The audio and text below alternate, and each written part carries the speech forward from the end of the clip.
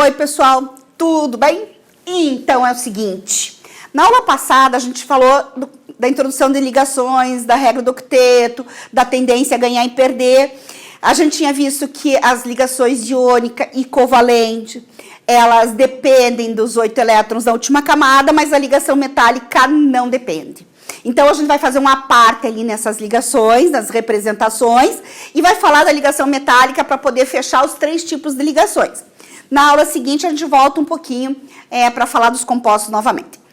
Bom, pessoal, então, ligação metálica, ela é bem diferente da estabilidade com a regra do octeto.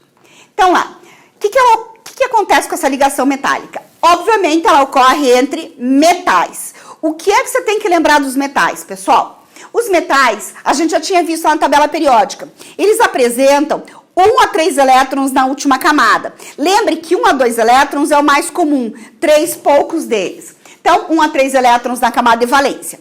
Quem tem de 1 a 3 elétrons na camada de valência tem tendência a perder elétrons. E quando perde elétrons, torna-se cátion. Certo até aqui? Bom, quais são as outras características dos metais? Eles são bons condutores de calor e eletricidade. São dúcteis e maleáveis e têm o brilho metálico característico. Então, veja lá, pessoal. Bons condutores de calor e eletricidade. Dúcteis é quando eu posso transformar ele em fio. Maleável, quando eu posso transformar ele em lâmina. Característica importante, os metais você consegue fazer isso. E tem brilho metálico.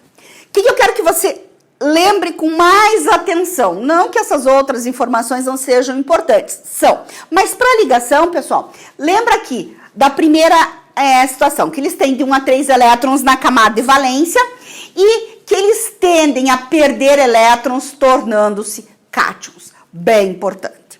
Belezinha até aqui? Muito bem, pessoal. Então, lá, tornam-se cátions. Bom, quem que rege a ligação metálica, pessoal? Não é a regra do octeto. Esqueça a regra do octeto.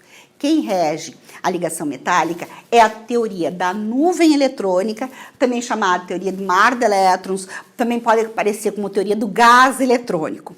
Pessoal, escute, ó. Nuvem eletrônica, elétron. Mar de elétrons, elétron. Gás eletrônico, elétron. Quem que é a estrelinha da festa, pessoal? A estrelinha da festa são os elétrons livres. Então, o que acontece? Enxergue aqui um pouquinho comigo. Se você tem metais, vários metais, átomos de metais, o que acontece com esses átomos? Você viu, eles tendem a perder elétrons. Se eles perdem elétrons, eles tornam-se o quê? Cátions. Então, o que você vai ter? Vários cátions altamente organizados com os elétrons livres. Só para você comparar rapidamente, pessoal. Imagina você na sua sala de aula, né? Lembre lá da sua sala de aula, os seus amigos, seus colegas ao seu lado. Imagine que cada um de vocês na sala de aula, que estão organizados, cada um de vocês é um núcleo de um átomo, de um metal. Imagine que você perde os seus elétrons, assim como todos os seus colegas, perdem os seus últimos elétrons. Você torna-se cátion, assim como todos os demais. Então, ficam cátions altamente organizados. E aí, o que acontece com esses elétrons que vocês perderam? Ficam aí à volta. Então, são os elétrons livres. Então, formam-se cátions altamente organizados com os elétrons livres. Olha lá, então. Cátions altamente organizados, né? Envoltos por elétrons livres. Se você olhar lá, os elétrons livres são as estrelinhas da festa. E se você olhar na sua apostila, você tem aqui a representação da ligação metálica. Então, você tem os cátions organizados, até porque você tem um estado sólido, né? O único metal líquido a temperatura ambiente é o mercúrio. Então, lá, altamente organizados. E aqui, em verdinho, são os elétrons livres, que são aqueles mais importantes na ligação metálica. Esses elétrons livres, pessoal, eles conferem aos metais boa condução de calor, eletricidade, ductibilidade, maleabilidade. Então, quem dá essas características para os metais são esses elétrons que ficam soltos pela estrutura. Beleza? Bom, o que tem de importante aqui na ligação metálica? As ligas metálicas. O que são ligas metálicas? São misturas homogêneas. O que é uma mistura homogênea? Uma única fase. Essa mistura homogênea, sólida, né? Elas são chamadas de soluções. Misturas homogêneas, também chamadas de soluções. O que tem de importante? São formadas por 2 ou mais elementos, sendo que um deles necessariamente é um metal. O outro pode ser outro metal, pode ser um ametal, certo? Bom, eles apresentam, de forma geral, propriedades semelhantes aos metais. Na tua apostila, pessoal, puxei aqui só para você localizar isso. Na sua apostila, você tem algumas principais ligas metálicas. Então, o aço, né, que tem resistência à corrosão, ela é formada basicamente por ferro, mas tem alguma coisinha, uma pequena porcentagem de carbono. Essa porcentagem de carbono é que confere a essa liga uma resistência à corrosão. O aço inox, que é o aço, ferro e carbono, mas eu adiciono cromo e níquel. Resistência à oxidação e tem boa aparência. O ouro 18 quilates, que é esse de joia, né, que a gente usa em joia, ele é formado por ouro, basicamente, mas ele tem pequenas porcentagens de prata e de cobre. O que faz com que... Qual é a importância de colocar prata e cobre nesse ouro puro? O ouro puro, ele é muito macio. Então, quando você coloca prata e cobre, confere a ele dureza e resistência, certo?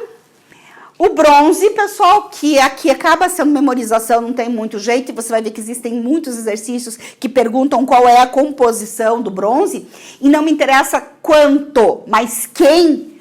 Cobre e estanho, que tem a característica de ser facilmente moldado, e o latão, que é cobre e zinco, também aparece bastante, não importa quanto, mas importa quem, que tem flexibilidade e boa aparência. E uma coisa que aparece eventualmente, pessoal, é o amálgama, que é uma mistura que tem basicamente mercúrio. Então, pega na tua apostila e grife o mercúrio. Então, o amálgama está relacionado aqui com o mercúrio. Certo? Até aqui tem várias ligas metálicas, várias, pessoal. A importância da liga é que ela muda alguma característica. Então, ela é formada, ela é criada para que você melhore alguma característica indesejável. Volto a dizer, pessoal, aqui do aço, só para você enxergar o que eu estou falando. Você tem lá o ferro, só que o ferro tem um problema que ele corrói facilmente. Então, quando você coloca pequena quantidade de carbono, você produz uma liga metálica que tem uma característica de ser resistente à corrosão. Então, produz-se ligas metálicas, várias, muitas diferentes, para que você melhore alguma característica que seja interessante. Tudo bem? Pessoal, mas eu nunca, não vejo essa liga metálica no dia a dia. Olha só que bacana. Dê uma olhadinha nas tuas moedas, né? Que a gente usa todo dia. Então, as moedas, na verdade, acabam sendo ligas metálicas, né? Peguei aqui a de 25 centavos, que tem a mais antiga e a mais nova. A de 25 centavos, as prateadas, as mais antigas, elas são feitas de aço inox, então carbono e ferro, basicamente. As amareladas, elas já são de bronze. Então, essa aqui, cobre e estanho. Tranquilo? Moeda de R$1. Bonita, né? Uma moeda bonita, né, pessoal? Possui um disco interno e um disco externo. O disco interno, ele é formado por cobre e níquel. E o disco externo, esse amarelado, é uma liga de alpaca, que é cobre, níquel, estanho e prata. Então, veja que as ligas metálicas, elas estão super, super, hiper presentes no nosso dia a dia. Tranquilo, pessoal? Ok, então, ligação metálica, então, tá acertada, pessoal. Na próxima aula, a gente vai falar daí de alguns exemplos de ligação iônica covalente. Ok? Abraços, encontramos mais tarde.